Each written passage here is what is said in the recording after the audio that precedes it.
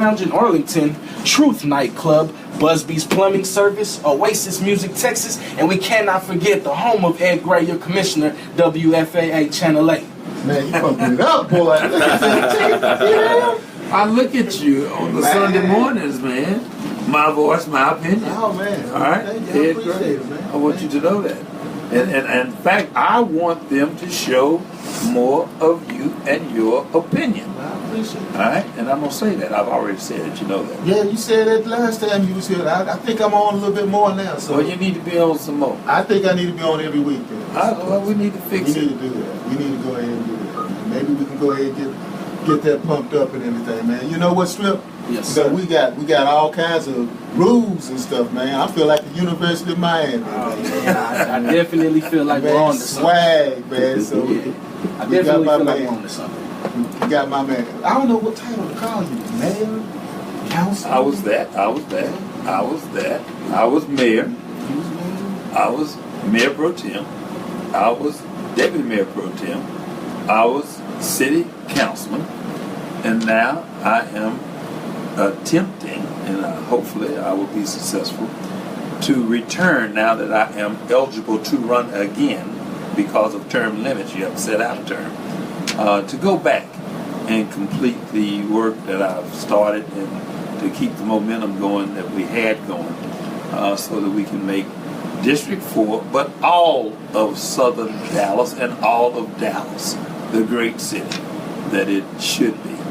That sounds good. And for Devontae. Devontae, go ahead. We're gonna go ahead and push it on Devontae for a minute, man. Devontae, you ain't using his name. You heard you use his name? And y'all gotta see Devontae. Devontae, man. Devontae reminds me of you back in the day. Well, you were on radio back in the day. Yeah, but this is what it's all about with me. When you on the radio, how old were you? I was pretty young. I started at Texas Southern University, okay, on KTSU.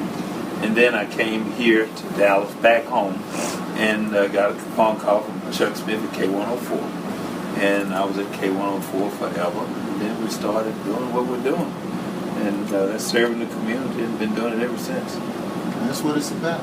Say, Strip, you didn't even know he was on a radio, did you? Nah, I definitely didn't. See, that's because you're young, man. You don't know nothing about it. Y'all know about Chris Arnold. Well, Chris Arnold was my replacement when I left. So I basically started Chris Arnold, and that's where he has excelled from K104. Mm-hmm. He was my replacement.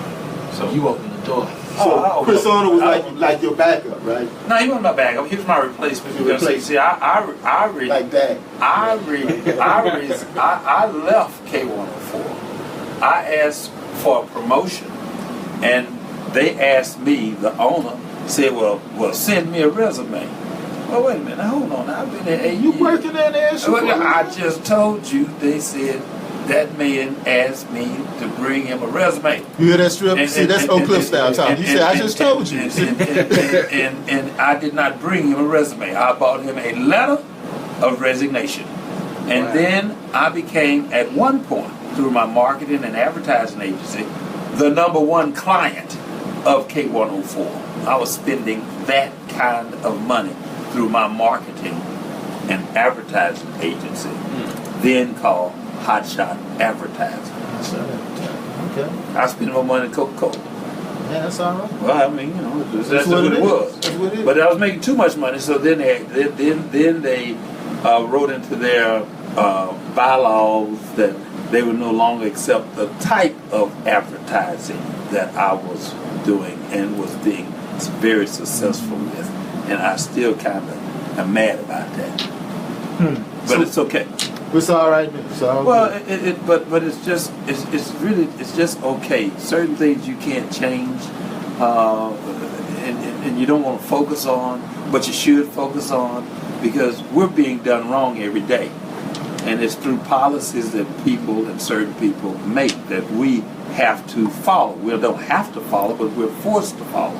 Is the very reason why I'm looking after folks like Devontae, because he is the one coming behind us, and what happened to me, I do not want to happen or allow it to happen to him and others coming even behind Devontae. I'm with kids. And one more thing, I don't know what y'all sponsorship is. I heard you name your sponsors and all of that, but I do have a foundation, and we do believe in helping and doing things for the youth. So I'll make sure that C.W. Whitaker and the Dallas Youth Council write a check for you guys for $250. Okay, and whatever it is, not a lot of money, but it's my foundation, and I can direct that kind of traffic, and I want to be a part of what I'm seeing around here. When I've walked in this radio station, what I've seen, when I saw kids, that's all. That's where I am. I'm for the future, and that's why I'm still in politics. It's only for the future. It's not for me. It's just opening up doors for these folks that don't have the voice that we have right now, that we must use on their behalf. That's what it is. That's what it's about. Yeah, Now, thank you. when did you get into politics? From the transitioning from radio? Well, then Mayor Strauss asked me to be on the youth commission. Okay, because I did all of the concerts. I've done everything, and know every blues artist, everyone personally. I've promoted the Prince Purple Rain tour at Reunion Arena, Luther Vandross in the round, Stevie Wonder, you name them, I've done them. D.B. King, Bobby Bland, Millie Jackie, Johnny Taylor, all of the artists that I personally know and had an opportunity to meet and to do business with. But from that point, it just slipped because Rufus Shaw, the late Rufus Shaw, got with Mayor Bartlett and suggested to Mayor Bartlett that he put me on the South Dallas Fair Park Trust Fund Board, okay, as the chair. Well, I was the chairman of something I didn't know nothing about, but I do want to say that Rufus opened up that door with Mayor Bartlett for me. And I began to take a look inside the City Hall, seeing where the money was, being a promoter, knowing the fact that we were dealing with Starplex at the time. And that's how the South Dallas Fair Park Trust Fund Board originated, okay? And it was from a Whitney Houston concert that we did at the Dallas Convention Center, the arena. And this was in a November before 2 months later Whitney got the Grammy. And when she got the Grammy, then black folks couldn't promote them anymore because they were too big for us to be able to come in and pay them the kind of dollars that we could afford to pay. But at any rate, Pace Concerts owed me some money, okay, from that because we were partners. Pace Concerts out of Houston. So when Pace Concerts came to Dallas and they were going to build the Starplex, which is still there today, they were going to build the Starplex. I didn't know nothing about no politics, but I wanted my money. So I went down to City Hall and confronted them, and it just so happened it was the day that they were trying to get that issue approved. Well, they didn't need no noise, so of course they called me down. Al Lipscomb saw me there, and he wondered, what is Dwaine doing here? Well, I came down to raise saying about Pace being able to come back in here, monopolize the entertainment industry, and to get my money. They owed me $17,000. I wanted my money. So when we went, they called me downstairs. We went down, we talked. They said, listen, we know we owe you, but this has to happen today. Al Lipscomb was looking after me, and he said, until he is satisfied, this is not going to move forward.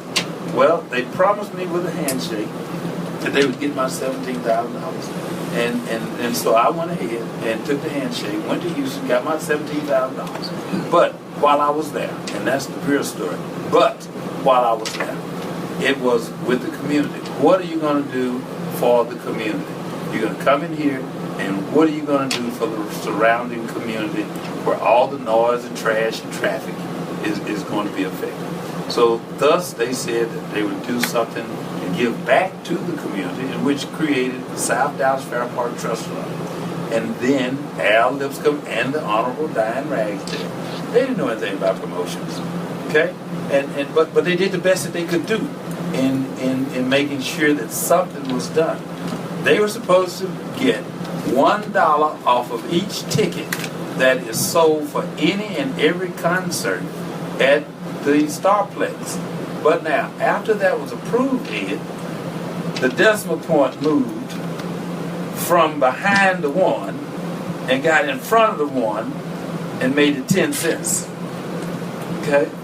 That's why it was 10. Well, you know, and they were handling the politics at that time. I was not there. But I knew that the first deal that was cut, they were supposed to get $1 per ticket. And look at how much money that would have and should have been generating back into the community. So now I'm the chair. Rufus and Mayor Bartlett, they've got me the chair. So the first thing I got to do, man, what am I the chair of? What's the rules? What am I doing? That's what I'm supposed to ask and find out. Well, the amount of money that they were talking about was not matching the amount of money that me as a promoter knew that should have been there. They're talking $200,000-$300,000. No, man, this is some millions of dollars. So we got into this big deal about how much money, and these stories are written in the papers. So you can go back and read the newspaper. And it was how much money. We finally decided and agreed upon approximately $700,000 to $800,000 was going to be the money that we were going to start with. So at the end of the day, that's where it started. Instead of giving out $50,000 grants, $50,000 grants, and giving them to friends, okay? I was not the first chair, all right, of the trust fund. I was the second chair.